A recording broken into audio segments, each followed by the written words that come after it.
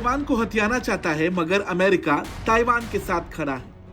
रूस यूक्रेन को हथियाना चाहता है, यहां भी अमेरिका यूक्रेन के साथ खड़ा है।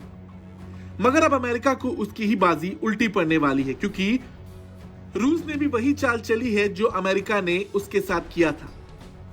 रूसी नौसेना के 2 युद्धपोतों को जापान के पास देखा गया। इन युद्धपोतों को 4 दिन पहले ताइवान की जल सीमा के पास डिटेक्ट किया गया था।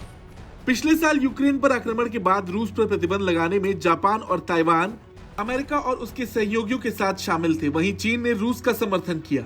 ऐसे में रूस के ये जहाज किसी और मकसद से नहीं, बल्कि चीन के समर्थन के कारण ही यहाँ देखे जा रहे। रूस के ये दोनों युद्धपोतों को जापान के ओकिनावा द्वीपों के पास देखा गया है। तो वहीं इससे पहले ताइवानी रक्षा मंत्रालय ने बताया था कि उसने अपनी पूर्वी तट पर 2 रूसी युद्धपोत देखे थे।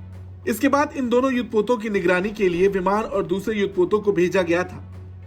हालांकि रूसी नौसेना के ये दोनों युद्धपोत चुपचाप दक्षिण से उत्तर दिशा में चले गए। ताइवान के नजदीक रूसी युद्धपोतों की गतिविधि को काफी चिंताजनक माना जा रहा।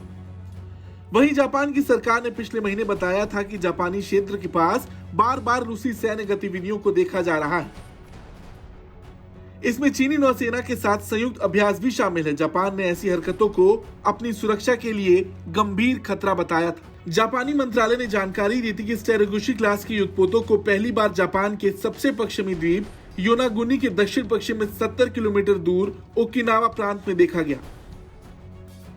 इसके पहले इन्हें ताइवान के नजदीक देखा गया था। ये जहाज योनागुनी और ताइवान के बीच पानी में आगे पीछे होते रहे और पूर्व की ओर बढ़ते रहे। इन्हें आखिरी बार मियाको और ओकिनावा द्वीपों के बीच पानी में देखा गया। जापान ने रूसी जहाजों की निगरानी के लिए 2 जहाज भेजे। वहीं रूस की इंटरफैक्ट समाचार एजेंसी ने बताया कि रूसी प्रशांत बेड़े के जहाजों की एक टुकड़ी लंबी दूरी के समुद्री मार्ग के हिस्से के रूप में कार्य करने के लिए फिलीपीन सागर के दक्षिणी हिस्सों में प्रवेश कर गई थी। इस दौरान इन दोनों युद्धपोतों ने दुश्मन के मिसाइल हमलों को नाकाम करने का अभ्यास भी किया। ये दोनों युद्धपोत रूसी नौसेना के पूर्वी बेड़े का हिस्सा है।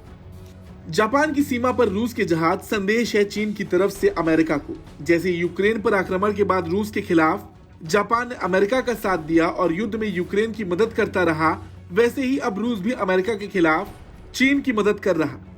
खैर, ये सब कुछ अमेरिका को झुकाने के लिए चीन की ही चाल है। हालांकि देखना यह होगा कि अमेरिका इसका पलटवार कैसे करता है।